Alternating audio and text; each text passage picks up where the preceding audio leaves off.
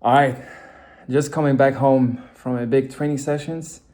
On Saturdays, I have my long runs, and today's long run consisted of 10 miles, 16 kilometers of lower heart rate running. So I kept my heart rate between 130 and 150 for a pace of 5 minutes and 20 seconds per kilometer, which is about 8 minutes and 35 per miles.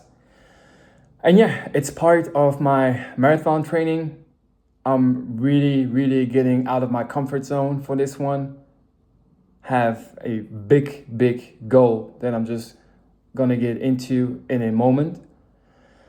And so the goal of this specific training was to do these 10 miles, 16 kilometers to start with at a lower heart rate, and then run the last 10 kilometers, which is about 6 to 7 miles, at about marathon pace.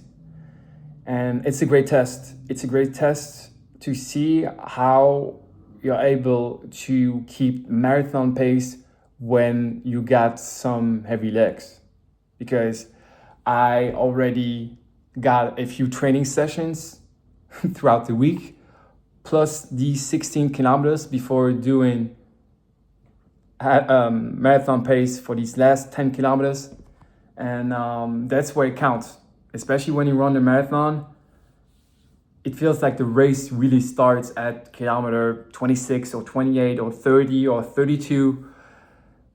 That's where you need the grit and grind. That's where you really need the legs. That's where you really need the cardio.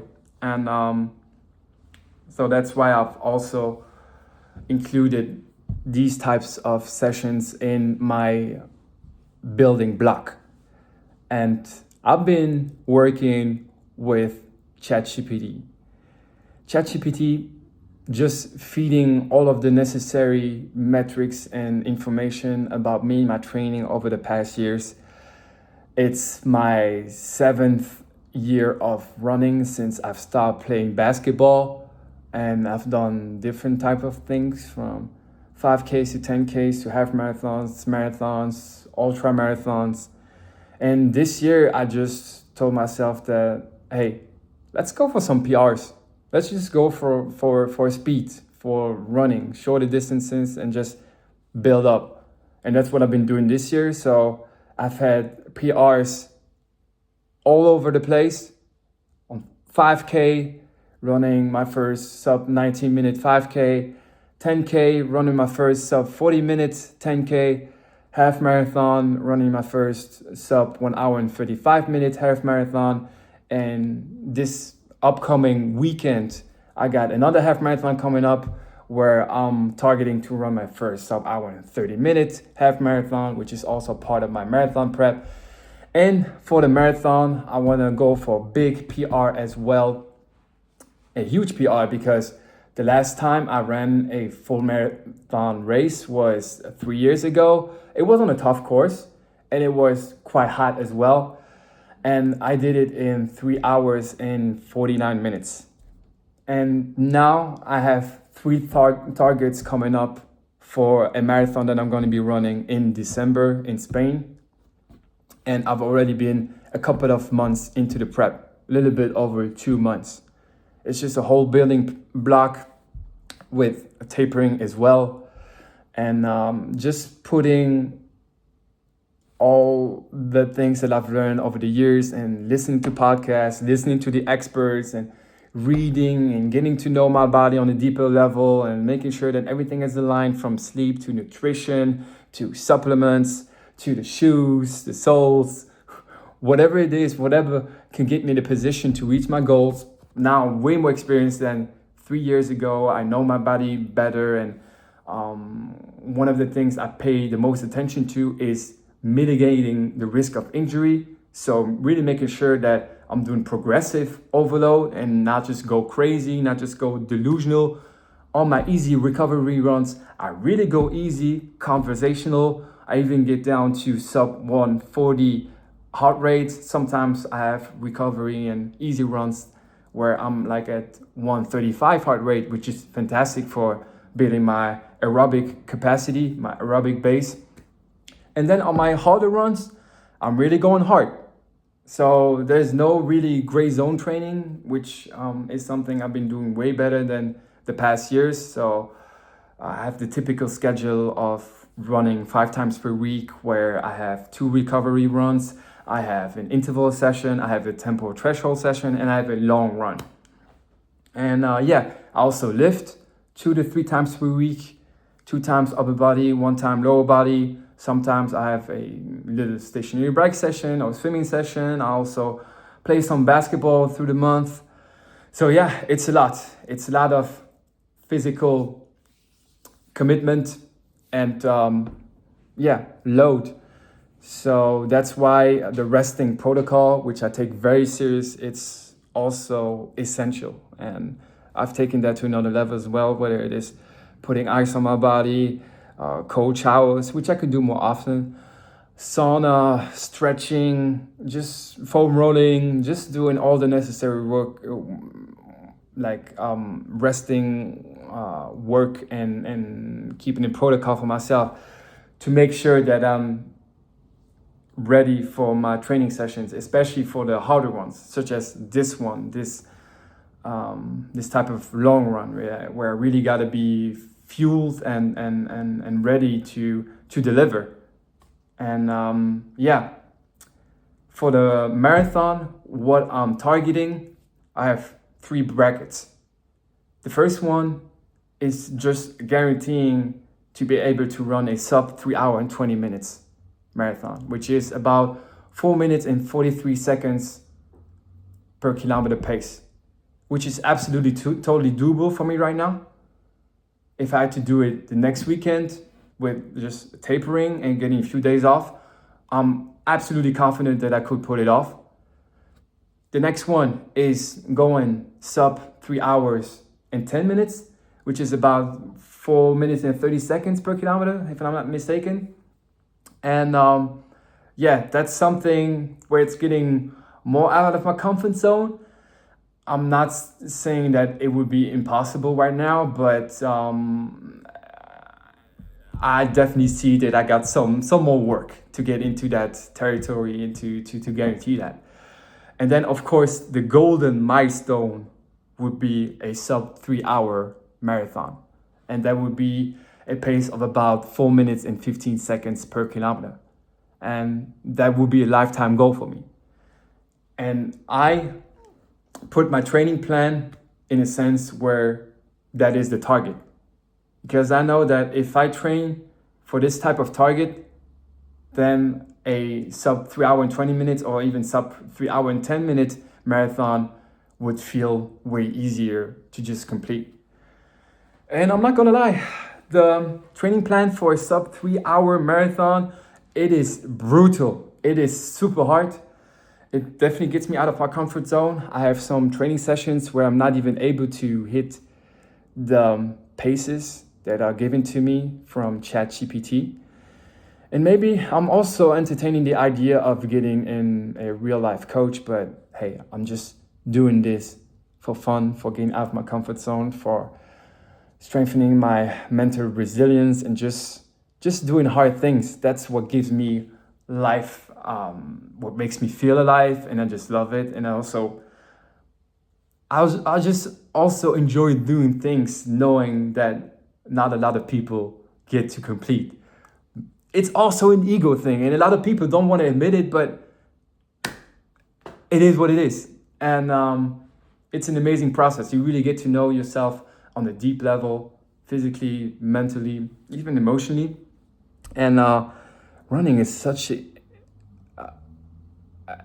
a mental game as well. And I really underestimated that. I think this year is really the first year where I realized that. And there are some runs that give me confidence boost, and some other runs it's like I was not able to quite deliver what was planned, but hey, I still use positive reinforcement, and there's just so many elements that come into it as well. Did you have a good night's sleep before? How was the weather? Because training through summer is very hard as well. And it's just the thing is just being consistent and putting that work in. It sounds brutally simple, but that's just what it is. And I'm just confident that if I keep up with this building block and stick to the program, then I'm just gonna make the most out of it. And by December, I should be in incredible shape. While of course, make sure that I respect my body. And another thing that I realize as well is dropping weight makes a huge difference. Because for the past 7 years, my weight fluctuated a lot, and a lot of the running that I did was at around 90 kilograms. And right now I'm at a lower rate again, which is I'm on about 84, 85 kilograms. And the races, the PR races that I did, the 5K, the 10K, the half marathon, was at about 85, 86. And I can really sense it's a huge difference. Just how efficient your body is based on the weight that you have, and of course the training that you put in. It's a mix of both, of course, but it makes a huge difference. And for me, I would definitely feel way more confident about it if I dropped more weight and if I go below 80 kilograms, because man, it is tough. It is tough to really perform and deliver on longer distances such as half marathon to marathon when you got so much muscle on you and so much mass and a body mass index of like 25. Because I'm like 6'1", I'm like 1 meter 84, 85, and I'm like 84, 85 kilograms. That's a lot of mass. And when I have these faster runs and interval runs and also tempo runs, I can feel that I got some mass to carry, some muscles to carry. And it will definitely feel more comfortable, and will feel like I would fly more if I dropped some more weight. Not go too crazy with it as well. I don't mind losing some muscle mass. It's not the end of the world, but every kilogram makes a difference. There's no doubt about it. So just getting below 80 kilograms by December would make a huge difference and would allow me to win and cut a few minutes. But yeah, it's a brutal preparation, and it's definitely something that I think a lot of people can really relate to, because especially as far as how my life looks like, I work a full-time demanding job. I put a lot of work into crypto as well, which I've been doing for 7 years, and which I put a huge amount of hours into it as well every week. Then I have the whole training part where I work out like 8 times per week. Relationship, loved ones, people asking for my mental, emotional support. There's just a lot of things going on. Content creation, podcast. And that's why I really pay attention to how I'm taking care of myself. And sometimes it might come across as selfish, but I'm just making sure that my glass stays full, at least half full, so that I can still give a lot as well. But also paying attention to myself, because I don't want to put myself in a position where I just burn out physically or mentally. So I like to use the 80 and 20 approach, where I'm just making sure that I put in the 20% that will give me the 80% of what I need, and making sure that I'm getting the right amount of rest and have a strong rest protocol, and just looking after myself. And sometimes I have some days where I'm really tired and exhausted, and then I still got to show up at work, still got to show up at social events or whatever it is, or in my relationship, of course. And but I think I'm doing a great job of merging all of it together, and just paying attention to how I prioritize my life, where I put my energy into. But now it's marathon prep, it's marathon training, and a lot of time and energy goes into that, without being totally consumed by it. But it's just like a dance. It's just me figuring out and knowing myself, knowing my limitations and my body and the resources of my mind, and just trying to figure it out. It's like a game puzzle, putting it together. And yeah, it's exciting, but it's also super challenging. And yeah, it's definitely been a quite interesting ride. Let's say that. But I'm very optimistic right now, and it's just all about being consistent and putting that work in. I know it's very generic stuff, but that's what it is. And on this training today, I was not able to maintain the paces all the way to the end. So for the last 10 kilometers of marathon pace, I was able to do it for 7 kilometers, but for the last 3 kilometers, I kind of started to slow down and crash. So I was slower, I got slower of about 5 to 10 seconds per kilometer, which is not the end of the world, but hey, it's just part of the game. I was not able to really complete it in a way that was planned, but it's part of it as well.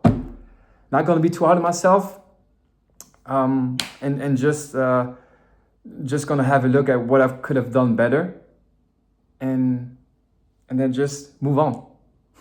That's it. Let's see, maybe it might inspire, motivate someone to go after an uncomfortable goal. But yeah, for me, that's just what I love doing, and it's just so exciting. It makes me feel alive. So yeah, like Cameron Haynes says, keep hammering. Like David Goggins says, stay hard. And like I say, keep on growing. That's it.